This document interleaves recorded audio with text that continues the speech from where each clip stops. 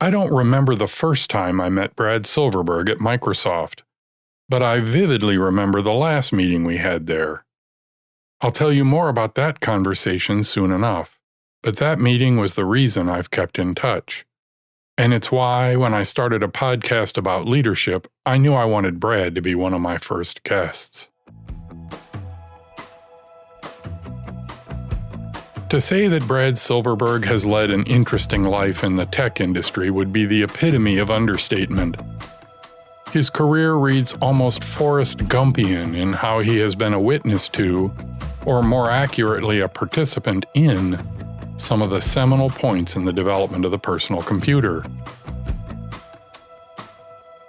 He went from being there for the dawn of windowed computing to leading the version of Windows that launched the Microsoft juggernaut.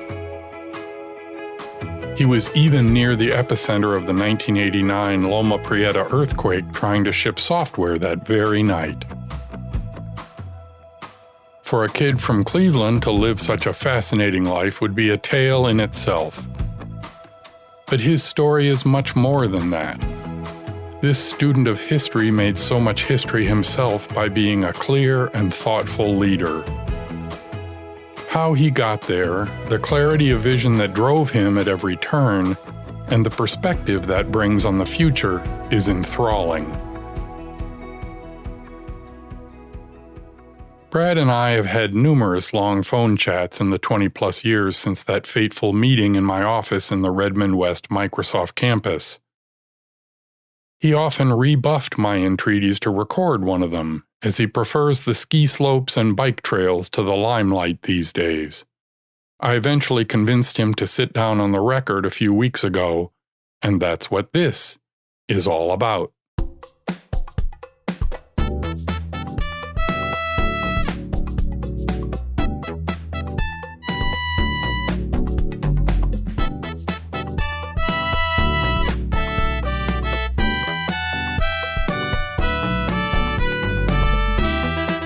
This is Leading Smart, the show about managing in the brainpower age. It's a field guide to the joys and challenges of leading and working in the modern workplace. I'm Chris Williams, your guide to the stories and ideas that I hope will inspire you to be a better leader in the world of knowledge work. This is the first of 3 episodes with Brad Silverberg. In this episode, he recounts how serendipity and vision drove his career. This is episode 203, part 1 of my conversation with Brad Silverberg.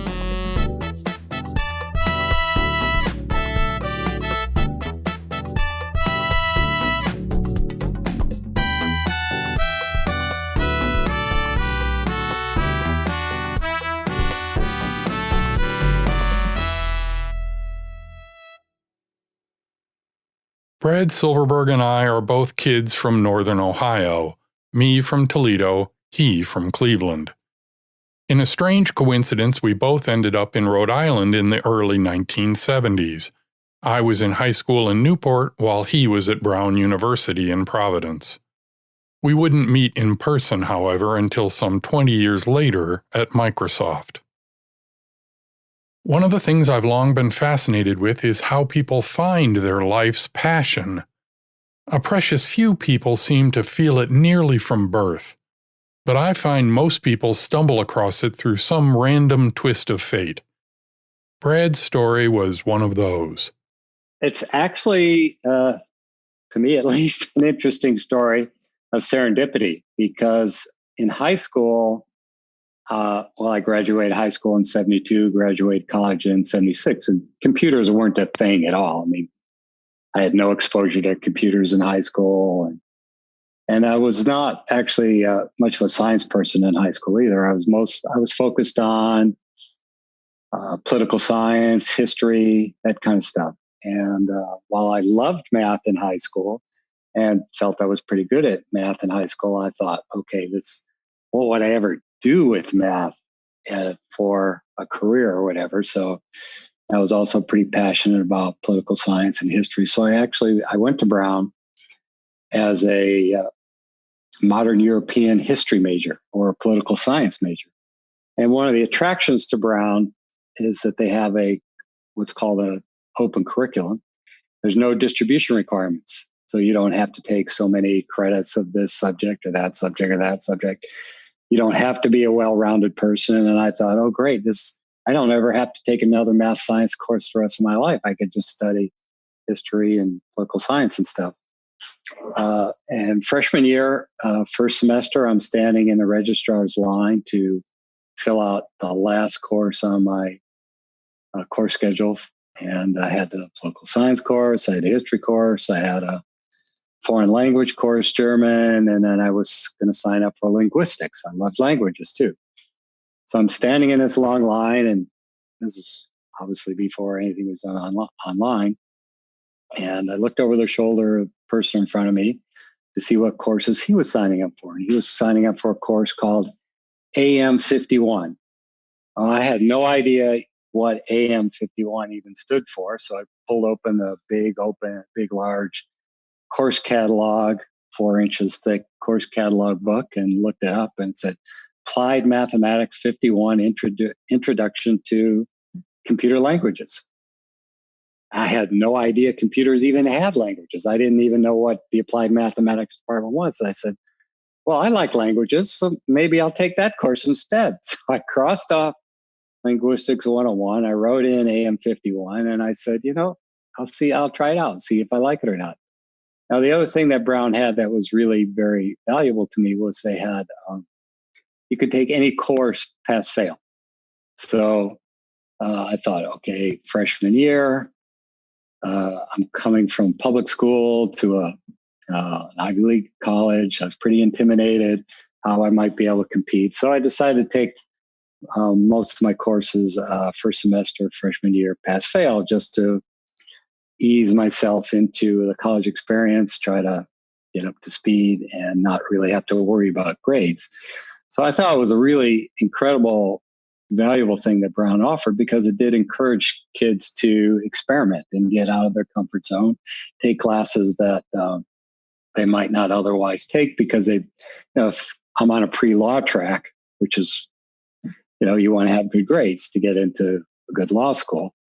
And having pass-fail was a real incentive for me to experiment with my course selection. So I said, okay, sure, I love languages. I have no idea what this means, but I'll take it.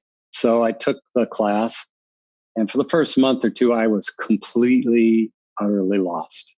I just didn't get it. It didn't click, and I was frustrated, and but I'm pretty stubborn. And while I had been tempted to drop the class in the first couple of weeks, by the time I really felt overwhelmed that I wasn't getting it, it was too late to drop the class. So I stuck with it. And then about 2 months into the class, and we were on the semester system, one Saturday evening, it just clicked. And okay, I get it now. The computer does exactly what I say, no more, no less, and I have to be very, very precise about what I say and what I don't say. And so I took the class. I did well in the class. I said, okay, I'll take the next course in a sequence. And I like that even more. Meanwhile, I'm still on this pre-law track, and I'm finding I'm spending all my time on my computer class and enjoying it a lot more than the other classes. This was more about my future. So sophomore year, we had to sign up for the core class for computer science majors. Actually, I didn't even have a computer science major at that point. It was part of the applied mathematics department, computer science concentration. So sign up for the core class sophomore year, first semester. And it was a tough class. This was a class that was intended to separate the wheat from the chaff. The wheat from the chaff in terms of who was going to major in. And there weren't very many computer science majors in that day. And it was a boot camp. I was spending 40, 50 hours a week just on that class, outside of the class. And I loved it. I loved it. And so I kind of had tough meeting with myself, trying to figure out what am I going to major in? And while I understood what a pre-law track would be and how that could lead to a potentially successful career, my heart was in this computer stuff. And I decided I had no idea what I would do with a computer science degree at that point. This is still early 70s. And most people who were graduating computer science, they'd go work for defense companies, banks, IBM, Right. all companies that I had no desire to work for. But I just it was a time of experimentation in my life, and this is what I was really passionate about. And I decided, okay, I'm going to major in computer science. So I changed my major, ended up majoring in computer science. My advisor at the time, I'm still very good friends with, Andy Van Dam, who wrote the classic computer graphics book. I was in Providence a couple of years ago for his 80th birthday party. And he's been my mentor throughout my career and changed my life. I mean, going to Brown, ending up, I would have never ended up in computers had I gone to any other school because it wouldn't have encouraged that type of experimentation. I would have. Yeah, the cross-disciplinary stuff would never have happened, right? I never would have experimented with something new. I would have stayed on kind of the track that I was on trajectory for. And so I switched to computers. I loved it. And after I graduated, though, I was still pretty immature, I'd say. And I wasn't really ready to go out into the world and make a living. So I did what a lot of people do in that situation is I went to grad school and just kind of kicked the can down the road a little bit more to try to, because the jobs was, again, it was going to work for companies that really, they weren't me. Yeah. I wasn't the corporate type person and I didn't want to go work for those type of companies. So I decided to go to grad school. I got a master's in computer science. And at that point, there weren't many schools that had masters in computer science at that point, were there? There weren't. MIT did, the University of Toronto did, Illinois did. I think Berkeley's Michigan did because I was at Michigan right about then, and they did. But it was brand new. It was new. I mean, the whole field was really new. Yeah. And so I ended up getting a master's, and my advisor wanted me to continue on to a PhD, but at that point, I kind of had enough of academia. I could see I was never going to be a first-rate computer science researcher. I'd be okay, but I wasn't going to be at the top. So I thought, okay, maybe I'll go get a job. And I had been to the West Coast in summer after I graduated college. I went with my then girlfriend on a cross-country road trip, and we went to California, and I fell in love with the West Coast, and I knew I was going to end up living on the West Coast. So I took a job at SRI, Stanford Research Institute, which I thought of as kind of a halfway house for academics. It was still academically oriented, but it was private industry. The 1970s and 80s were a pivotal era in the development of personal computing, and the area now known as Silicon Valley was the center of that universe. The Stanford Research Institute, or SRI, was a spin-out of Stanford University to research and commercialize a broad range of developments. They invented the computer mouse and were heavily involved in the development of computer networking. SRI was part of transforming the defense industry-focused ARPANET into the Internet we know today. Also deeply involved at the time was Xerox. Though they had made their fortune in paper copiers, like many big corporations of the era, they invested heavily in research in a broad range of disciplines. One of the centers of that research was their Palo Alto Research Center, or PARC. There, too, they did some of the key work that turned into the computers we know today. For example, they created the first graphical computer interfaces. That transformed computing from a world filled with punch cards and command lines for engineers into the windows of wonder we all know today. In short, the valley of that era is now seen as hallowed ground in the development of computing, and Brad was in the middle of it. Were you recruited out of college there, or did you go and apply there? I mean, did you specifically go to SRI because you wanted to be there? SRI was my second choice. My first choice was Xerox, Advanced Systems Development Division, which was a development division for PARC. Yeah. I had probably the worst interview of my life when I went to Xerox. I did a really terrible job, and I didn't get the job at Xerox. And I did get the job at SRI, which was just down the street from PARC, and there were a lot of cross affiliations between SRI and PARC at the time. So I really enjoyed working at SRI. Doug Engelbart was there at the time. He invented the mouse and the augment system. And I was exposed to the work that was happening at PARC. Used some of the people who worked at PARC, got to use some of the machines, the Alto, the Dorado. I was just intoxicated. It was really a case of moving to the Valley in 1978, of right time, right place, and right skills, just perfect confluence of serendipity. Just as going into computers was serendipity for me, being in the Valley in the late 70s and early 80s, just as personal computers and graphical computing and internet and networking. We were on the ARPANET back then, and SRI was actually the very first site on the ARPANET.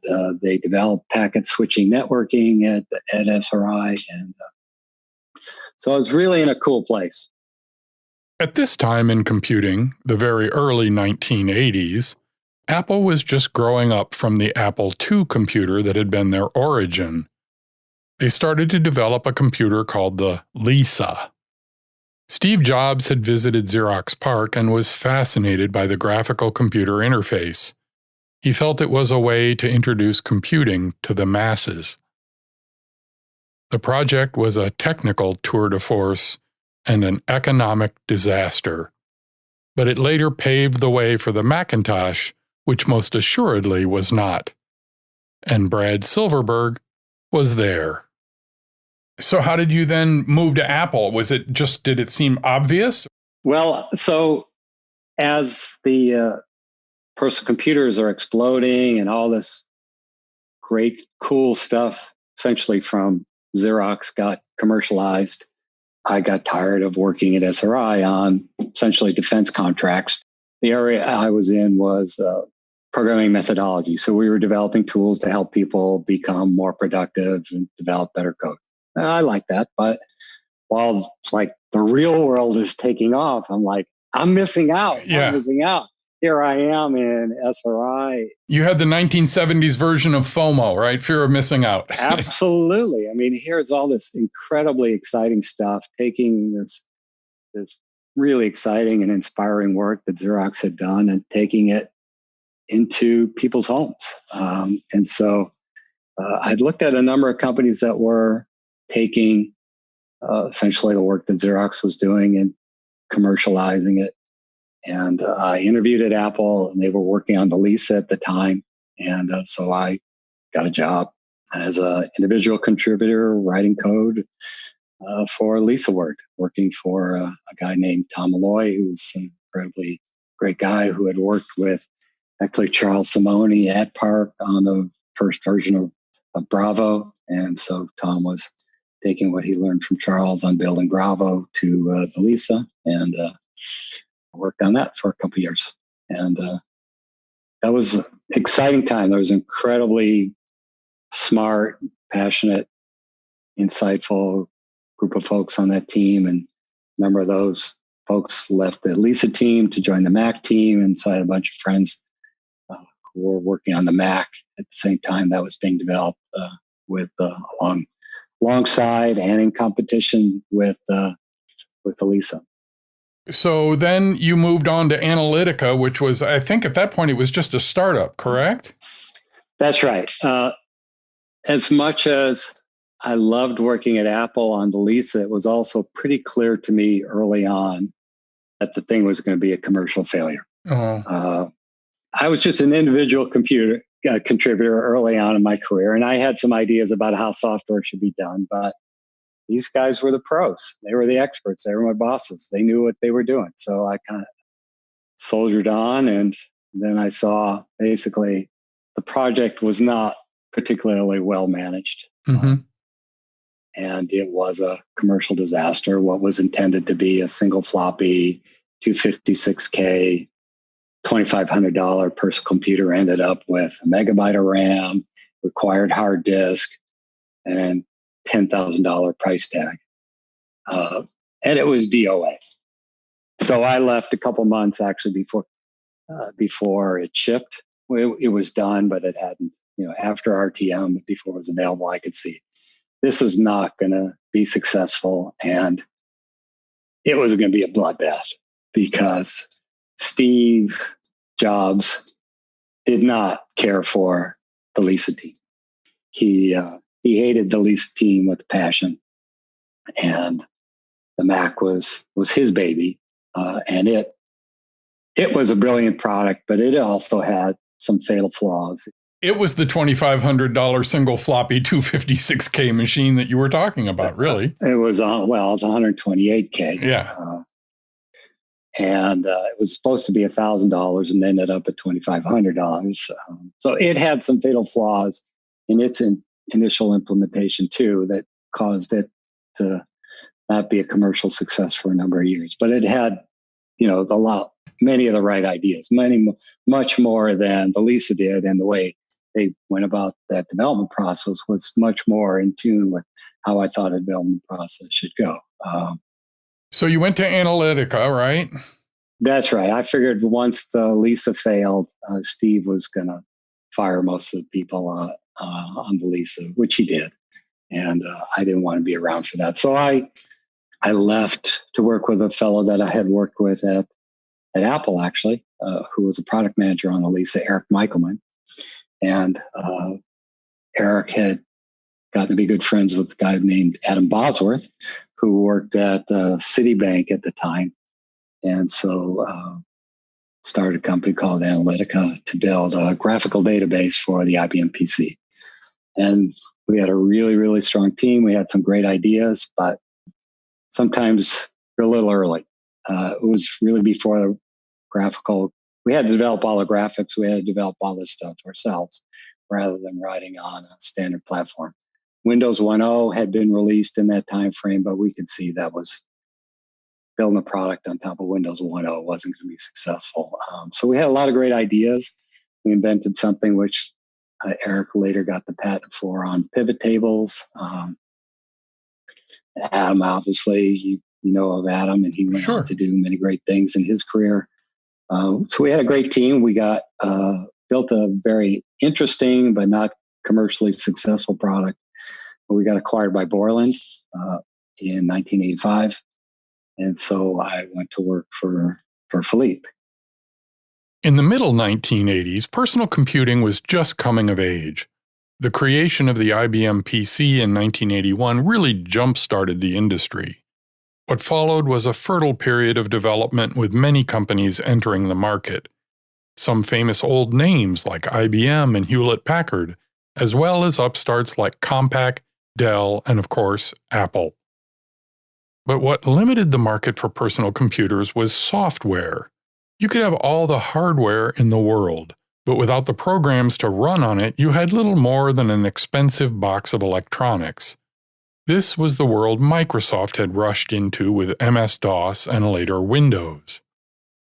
Yet beneath that, there was another problem. To write software, you need software. You need the programs that enable developers to create the word processors, spreadsheets, and other programs we all know and love. That's the world of developer tools, of computer languages. That's the world I spent much of my career in. In the 1980s, this was a very competitive world. and one of the bright stars in that arena was Borland. Founded by the mercurial Frenchman Philippe Kahn, Borland was famous for its many software development tools, most notably Turbo Pascal. And you sort of got back into the languages world at that point, right? That's right. I always loved languages. And Borland's leading products at the time were obviously Turbo Pascal, written by Anders Heilsberg. Yep. And Sidekick, which was a little pop-up DOS TSR product. And then they acquired our product called Reflex, which was the graphical database. We bought Paradox, which you're obviously familiar with. Yep. We developed our own DBase clone that you probably remember. We competed against, yes. And we developed Turbo C. We developed Quattro, spreadsheet product, Quattro Pro, a word processor, which wasn't all that great. But so yeah, I went to work for Borland. I ended up running R&D for Borland. We built really an amazing team of incredible developers who developed, I think, best-in-class products especially in the development tools area. I think Quattro Pro and databases. Paradox was leading for PC-based SQL databases. They did an incredible job there.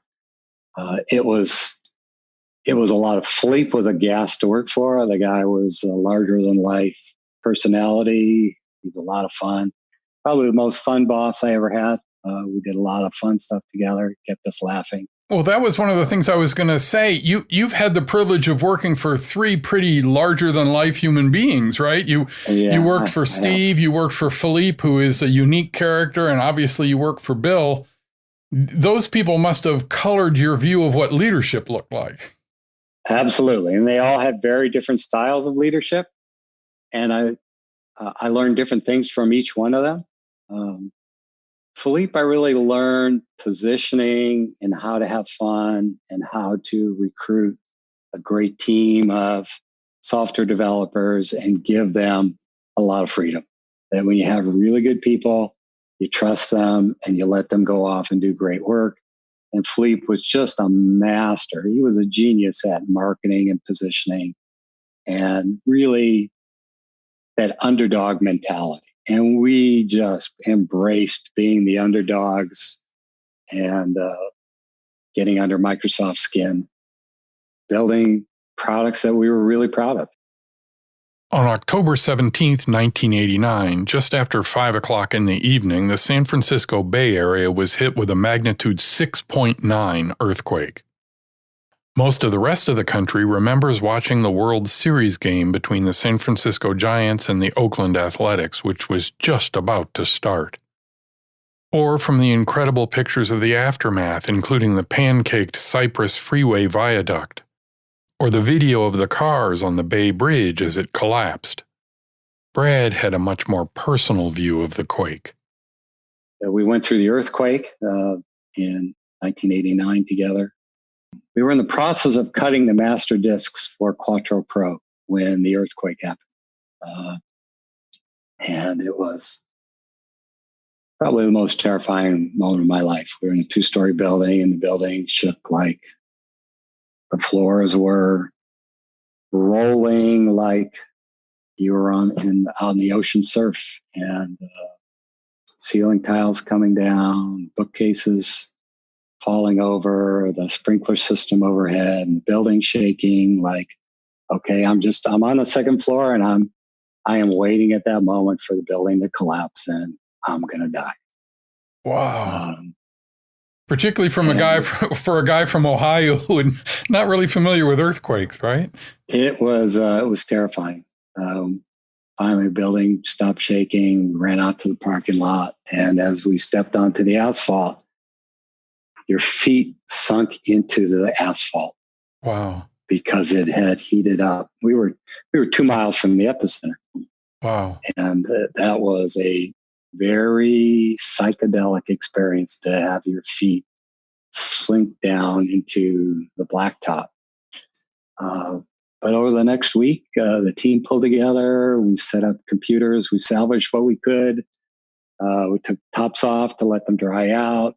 Obviously, water and computers don't mix too well, but we were able to pull RAM chips from this computer and stick them in that computer and hard drives and cobble together enough of a group of machines that we could restart the build and get Quattro Pro out and shipped. And that was it's an incredible bonding experience to go through that with your team. And I loved working with the people at Borland, and I loved the people.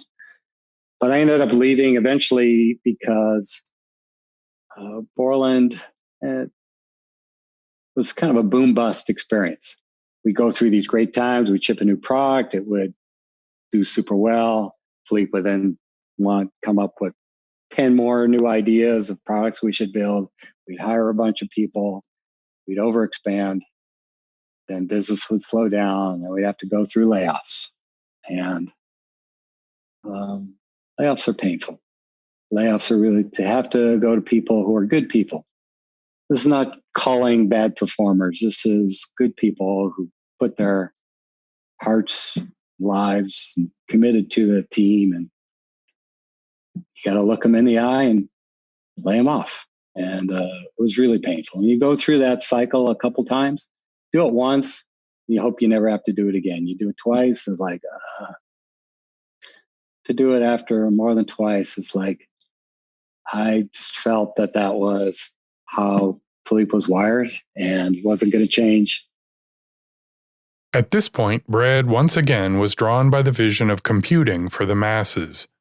He had seen this vision time and again, first at SRI and at Xerox, then at Apple, and it was not a vision he could shake. So when Microsoft came knocking, it was hard to leave Borland, but he had to grab the chance to realize the potential he had seen for years. I had been recruited by Microsoft. Obviously, I was known by Microsoft. Some of our products, they continued to win the PC Mag Tech Excellence Awards, which was kind of the big prize we were all aiming for. Philippe was a master at marketing and did a bunch of things that got Bill and Steve's attention. I'm convinced that FoxPro got on their radar because we won the PC Mag Tech Excellence Award. So yeah, of course. If you were them, you'd do the same thing. You identify who are the best people at your competitors and you try to go hire them. So they came knocking in '89. Actually, this is before the earthquake, and offered me a position to be a VP in the applications division, running Excel and the database product that was under development at the time. At the time, Microsoft had maybe 8 VPs, maybe 10 VPs. I think there were only 3 product VPs. I had an offer. It was a good offer.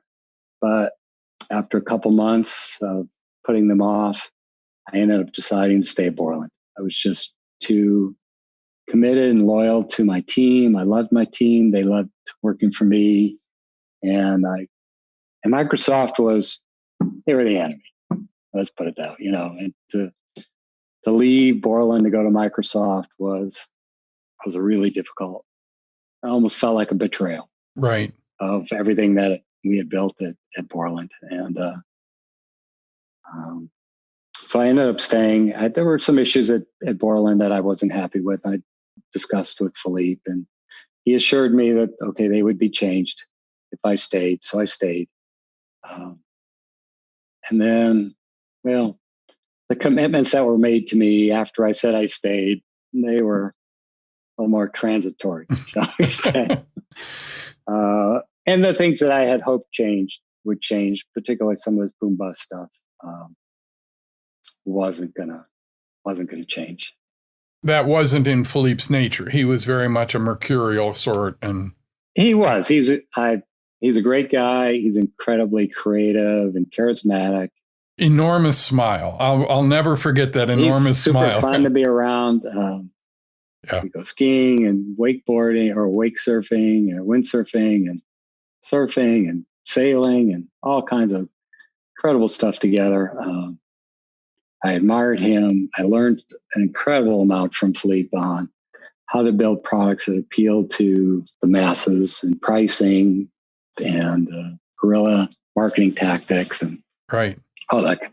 And he was an incredible recruiter. He had a very good sense for acquisitions and acquiring companies for talent and building really first-rate development teams that I really enjoyed working with. It's a little bit coincidental, but maybe not 100%. Around Thanksgiving 1989, this was after the earthquake, I realized things at Borland really weren't going to change. And I gave it a little bit more thought, and I called Bill back and I said, Bill, if you've got a job for me that I get excited about, I'm ready to say yes. And so he came back to me and he said, how would you like to run the Windows and MS-DOS businesses? Now, this was at a time when Windows 3.0 was in beta. Okay. And I was a beta tester of Windows at Borland. Mm-hmm. And I had also used OS2 and been evangelized by Cam and Peter Newbert and all the Microsoft folks about OS2. I didn't think much of OS2. I didn't really think it was going to be successful, but as a beta tester Win 3.0, I thought, now this one has potential. This one, in some sense, was helping to I saw as having the potential to fulfill the vision that I'd had throughout my career of graphical computing for the masses, for everyday people, something which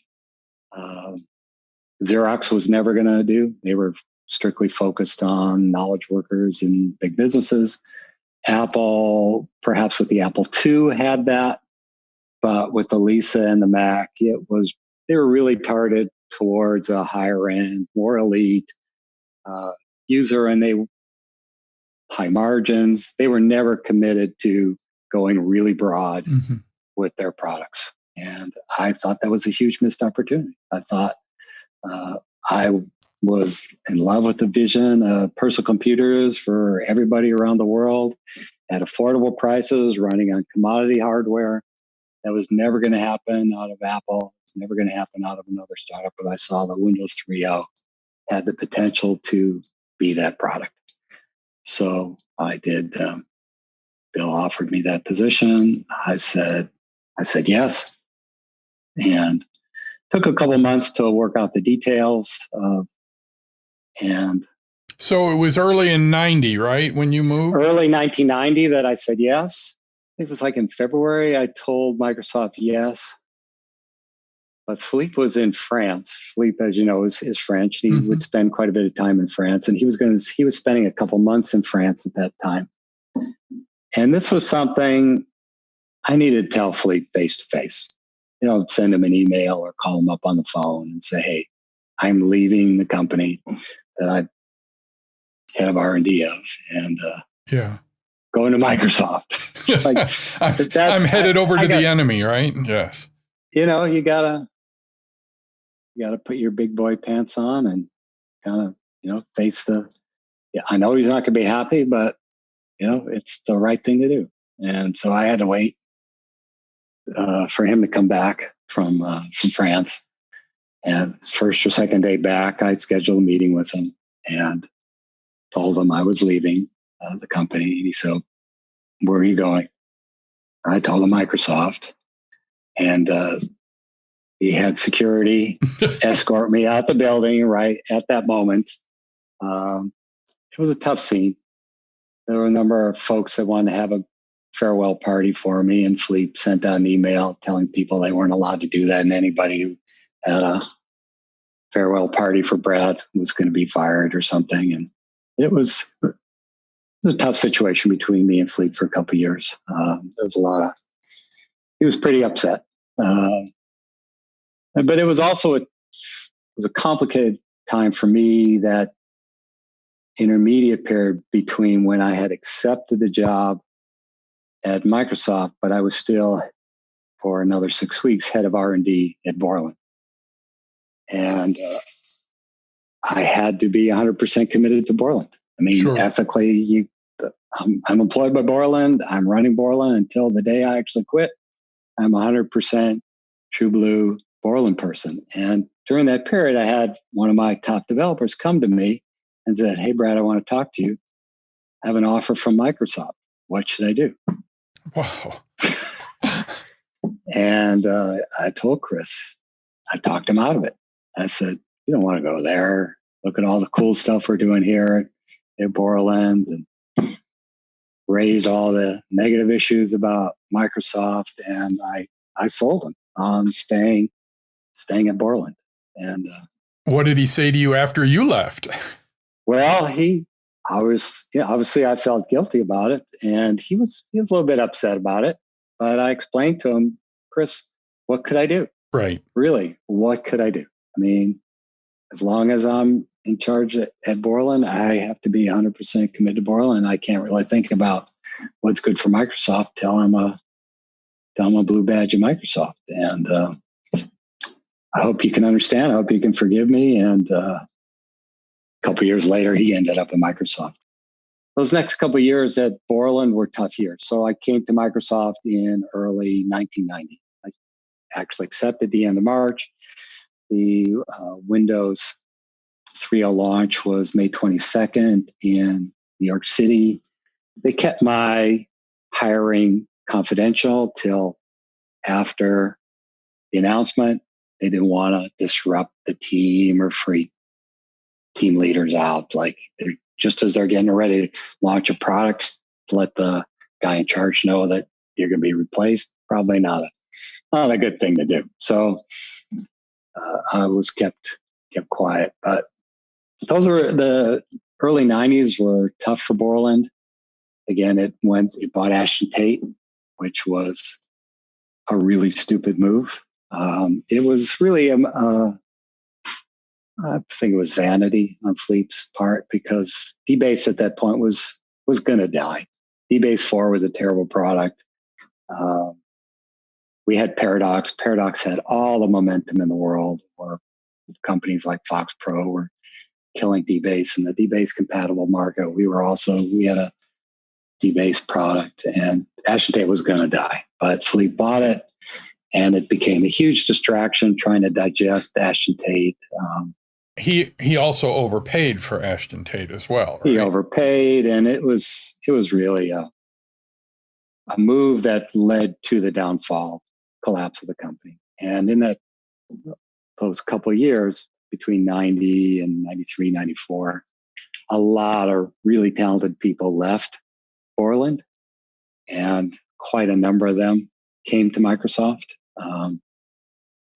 I had a strict policy of non-solicitation, which meant I would never pursue them. Was that a personal policy, or was that something? That was a personal policy. It was kind of just what I felt was the right ethics. I still felt loyal to Borland, but even I didn't work there. And I felt loyal to Microsoft, and I did stay in touch with my good friends, and wanted to be top of mind should they ever decide that they wanted to leave Borland, that they would think, "Oh, hey, Brad's at Microsoft. Maybe I should give Microsoft a call." But I never initiated a conversation that said, "Hey, you should come to work for Microsoft." If they initiated the conversation, "Hey, I'm interested in coming to Microsoft," then sure, I would follow up and pursue that. And we did hire quite a number of Borland employees, enough so that Borland ended up suing. This is before you were in HR. Borland ended up suing Microsoft. I don't really think there was any legal basis, but because it's a free world. I mean, but we ended up signing a settlement agreement with Borland that we wouldn't hire more Borland, or some limited number of Borland people. I forget the details for the next couple of years, but that was okay. As typically happens with companies that are struggling, the best people leave first. Right. And we got more than our fair share of incredible people, including, Anders Heidelberg, of course, who went on to do amazing things and still doing amazing things at Microsoft, Peter Kukl, and the list goes on and on. Right. The number of people we got. In the languages division, we got Sin Lu, who did some great stuff on the back end. And We got Paul Gross, we got Peter, we got Tanj Bennett, we got Chris Broom. Chris was the one who actually I referred to earlier in terms of he had early accepted the job with Microsoft. I talked him out of it.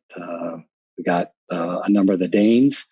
Borland was started really with Philippe, relationship with Danes, Anders, and a whole bunch of other people who developed Sidekick. It was kind of this gold mine of really talented developers that nobody in the world really knew of. And Philippe at Borland ended up hiring them or building contractual relationships. They were independent, but so we had a lot of Danes, and a number of the Danes came to work for Microsoft too. And I'd say out of the other top people who didn't come to Microsoft, probably the majority of them ended up going to Netscape.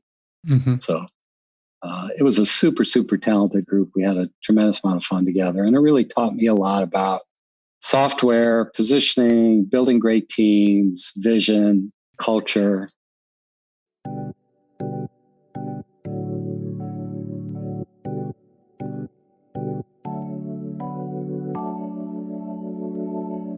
That's where we're going to leave our conversation this time. Next time, Brad and I discuss his first leadership experiences and what makes a great leader.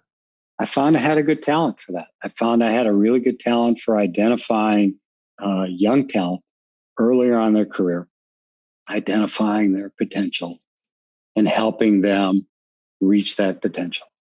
We'll also discuss how he became the father of Windows 95.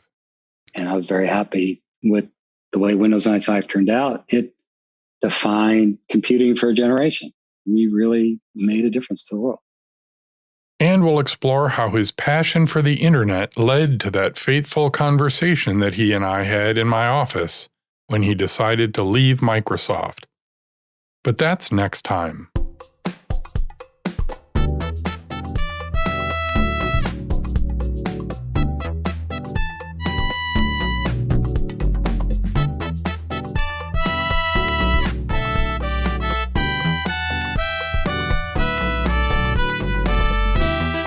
Leading Smart is from me, Chris Williams. You can find out more about the show and discover other resources for leaders at my website, clwill.com.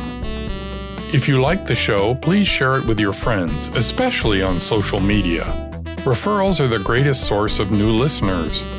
And send me your thoughts, comments, and suggestions, either on the webpage for this episode or to pod@clwill.com. I'd love to hear from you. That's it for this episode. Next episode, we continue the conversation with Brad Silverberg. We delve deep into leadership and his chase for the vision of personal computing. Until then, please remember that each of the several dozen decisions you make today are part of Leading Smart.